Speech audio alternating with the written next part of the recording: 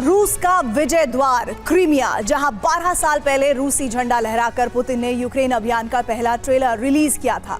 अब जेलेंस्की ने उस क्रीमिया के यूक्रेन विलय का अभियान शुरू कर दिया है। बीते एक हफ्ते से क्रीमिया पर जारी हमले इसी अभियान का पहला चरण है। जेलेंस्की क्रीमिया को निर्जन बनाने के मिशन पर हैं, जिसके बाद यूक्रेनी राष्ट्रपति कर्च ब्रिज को तबाह करेंगे और इसकी तबाही के साथ ही क्रीमिया पर यूक्रेनी झंडा लहराया जाएगा। जेलेंस्की के क्रीमिया विजय का पूरा ब्लूप्रिंट क्या होने वाला है, आइए आपको इस रिपोर्ट में हम दिखाते हैं।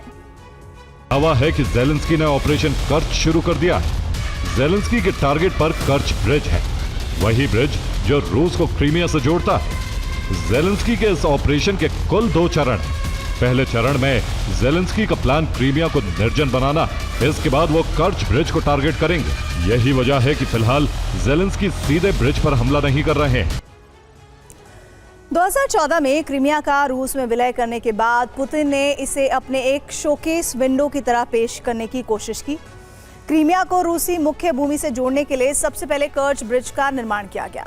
इसके बाद क्रीमिया, जो दक्षिण क्रीमिया है, वहां पर सड़क संपर्क बेहतर करने के लिए 250 किलोमीटर लंबे तवरिदा हाईवे को तैयार किया गया, जो क्रीमिया के प्रमुख शहरों सिम्फेरोपोल और सेवस्तोपोल को जोड़ता है।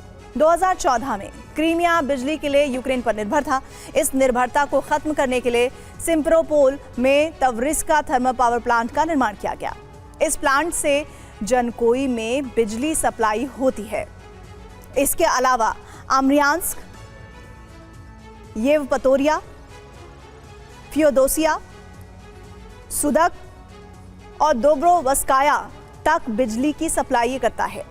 ये शहर क्रीमिया के उत्तर पूर्व और पश्चिम में फैले हैं, यानी इस प्लांट से आधे से ज्यादा क्रीमिया में बिजली की सप्लाई होती है।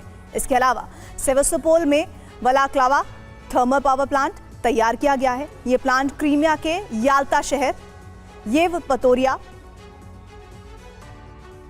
अलुश्ता और बख्ची सराई तक बिजली की सप्लाई करता है। यानी दक्षिण क्रीमिया में बिजली सप्लाई का जिम्मा इसी प्लांट के ऊपर है। इसके अलावा रूस ने सोवियत काल के साकी थर्मल पावर प्लांट की क्षमता बढ़ाई। इसके जरिए उत्तर के कई शहरों में बिजली ट्रांसफर होती है। कर्च और आसपास के शहरों के लिए रूस ने बिजली की अंडर वाटर केबल बिछाई। ये केबल तमन से कर्च को जोड़ती है। यानी रूस ने 12 सालों में एक जबरदस्त इंफ्रास्ट्रक्चर खड़ा किया ताकि क्रीमिया को रूसी नागरिकों के रहने लायक बनाया जा सके। अब इसे ही जेलेंस्की अपने ड्रोन हमलों के जरिए तबाह कर रहे हैं। रिपोर्ट्स के मुताबिक 2014 के बाद से 5 से 8 लाख रूसी नागरिक क्रीमिया में आकर बस गए। विलय के बाद रूस ने क्रीमिया में रह रहे लोगों के लिए रूसी पासपोर्ट लेना अनिवार्य कर दिया। जिन लोगों ने रूसी नागरिकता लेने से इनकार किया, उन्हें विदेशी घोषित कर दिया गया। उनके सभी अधिकार छीन लिए गए और उन्हें पलायन के लिए मजबूर होना पड़ा। स्कूली पाठ्यक्रमों को बदलकर पूरी तरह रूसी प्रणाली लागू कर दी है। ट्रेन हमलों के बाद आधे क्रीमिया की बिजली सप्लाई कट चुकी है। पूरे क्रीमिया में तेल और गैस की किल्लत है। क्रीमिया में सभी पेट्रोल पंपों को आम लोगों को तेल नहीं देने के आदेश दिए गए। दरअसल रूस क्रीमिया और दक्षिण यूक्रेन तक हथियार, तेल और दूसरा जो जरूरी सामान है वो भेजने के लिए रेल रूट का इस्तेमाल होता है। ये रूट कर्च रेलवे ब्रिज से शुरू होकर बागेरोवो और फियादोसिया से होते हुए जनकोई तक जाता है। जनकोई से आम्रियांस्क होते हुए हथियार और तेल यूक्रेन के खैरसोन तक पहुंचते हैं, ताकि यहां मौजूद यूक्रेनी सैनिकों को जंग लड़ने के लिए सामान की कमी ना हो। यहाँ से एक रेलवे ट्रैक सेवस्तोपोल तक भी जाता है, यानी जनकोई रूस के लिए बेहद अहम है। ये रेल रूट जो है वो सेंटर पॉइंट है और जेलेंस्की की ड्रोन ब्रिगेड ने हमला कर जनकोई से ठीक पहले मौजूद रेलवे ब्रिज को उड़ा दिया। इन हमलों में ब्रिज को गंभीर नुकसान हुआ है। ये ब्रिज जनकोई रेलवे स्टेशन तक पहुंचने का अहम जरिया था। ऐसे में इन हमलों के जरिए यूक्रेन की कोशिश क्रीमिया में हथियारों की सप्लाई को बाधित करना है, ताकि यहाँ रूस की स्थिति कमजोर की जा सके। अमेरिका ईरान के बीच वार्ता और हॉर्मुज के खुलने की खबर ने दुनिया को थोड़ा सुकून दिया था, लेकिन अब उससे भी बड़े युद्ध की आहट नजर आ रही है। यूक्रेन ने मॉस्को की रिफाइनरी को भस्म कर दिया है। मिसाइल उपकरण बनाने वाली फैक्ट्री पर हमला हुआ है और क्रीमिया पर लगातार अटैक हो रहे हैं। लेकिन इस जंग का विस्तार कहां तक होने वाला है, इसका संकेत पुतिन ने दिया है। पुतिन ने दावा किया है कि पश्चिमी देश अब सिर्फ यूक्रेन की मदद करने तक सीमित नहीं है, बल्कि वो अब सीधे तौर पर रूस के खिलाफ एक बड़े युद्ध की तैयारी कर रहे हैं। पुतिन ने यह दावा यूरोपीय देशों में बढ़ रहे सैन्य बजट और युद्ध अभ्यास के हवाले से किया है।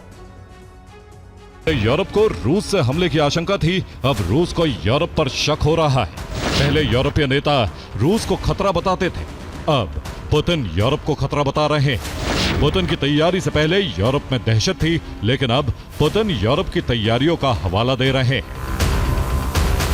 ज़ेलेंस्की की पहले यूरोपीय नेताओं से मुलाकात हुई, यूक्रेन को यूरोपीय देशों से मदद का भरोसा मिला।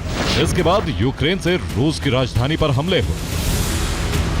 पुतिन ने कमांडर्स से कहा है कि पश्चिमी देश अब सिर्फ यूक्रेन की मदद करने तक सीमित नहीं है, बल्कि वे अब सीधे तौर पर रूस के खिलाफ एक बड़े युद्ध की तैयारी कर रहे हैं और इसके लिए लगातार अपना मिलिट्री बजट बढ़ा रहे हैं। जर्मनी में एक युद्ध अभ्यास का आयोजन किया जा रहा है। जुलाई में एक्सरसाइज फाइटर लाइन शुरू होने वाली है। युद्ध अभ्यास में 7,000 डच आर्म फोर्सेस के सैनिक हिस्सा लेने वाले हैं। युद्ध अभ्यास में यूक्रेन से एंटी ड्रोन सिस्टम मंगवाया गया। यूक्रेन युद्ध की चुनौती से निपटने का अभ्यास किया जा रहा है। रूसी सेना के हमले के तरीकों को नाकाम करने का अभ्यास चल रहा है। बाल्टिक में इन दिनों लगातार तैयारी चल रही है। लातविया में बाल्टिक सागर के तटों पर इन बोट रैंप के निर्माण का काम चल रहा है। लातविया में निर्माण के लिए अमेरिकी सेना की विशेष कंस्ट्रक्टर बटालियन जो है वो वहां पर मौजूद रहती है। लातविया के तटों पर सैनिकों को उतारने का इंतजाम किया जा रहा है ताकि समुद्र के रास्ते से सैनिकों को यहाँ लाया जा सके। लातविया में बड़े जहाजों से सैन्य वाहन उतारने वाले रैंप भी बनाए जा रहे हैं। देखिए, ये पूरा बाल्टिक सागर से घिरा क्षेत्र है जिसमें रूस के अलावा 8 और देश हैं। इन इस क्षेत्र में नेटो सेना की हलचल तेज है। बाल्टिक में 4 जून से करीब 10 दिनों का युद्ध अभ्यास हुआ था। इसमें 15 देशों के 6,000 सैनिक शामिल हुए थे। युद्ध अभ्यास के दौरान युद्धपोत नष्ट करने का अभ्यास हुआ, सबमरीन को नष्ट करने का अभ्यास किया गया। बाल्टिक क्षेत्र में गॉटलैंड द्वीप और बॉर्नहोम द्वीप, इन 2 द्वीपों का बेस की तरह इस्तेमाल किए जाने की तैयारी है। गॉटलैंड द्वीप पर सैनिकों की तैनाती शुरू भी हो चुकी है। यहाँ ब्रिटेन की सेना की मौजूदगी है। बॉर्नहोम द्वीप पर भी सेना के तैनाती शुरू हो चुकी है और माना जा रहा है कि ये रूस के खिलाफ बाल्टिक में सेना की तैनाती है। 22 जून 1941 को हिटलर ने ऑपरेशन बारबारोसा शुरू किया। रूस के खिलाफ शुरू हुए ऑपरेशन में नाजी फोर्स को कामयाबी मिलती रही और फिर इसी ऑपरेशन को आगे मॉस्को पर कब्जे के लिए ऑपरेशन टाइफून में बदल दी, जिसके बाद रूस ने पलटवार करके जर्मन सेना को पीछे धकेलना शुरू कर दिया। 1944 तक रूस ने वो सब हिटलर से छीन लिया जो उसने हासिल किया था।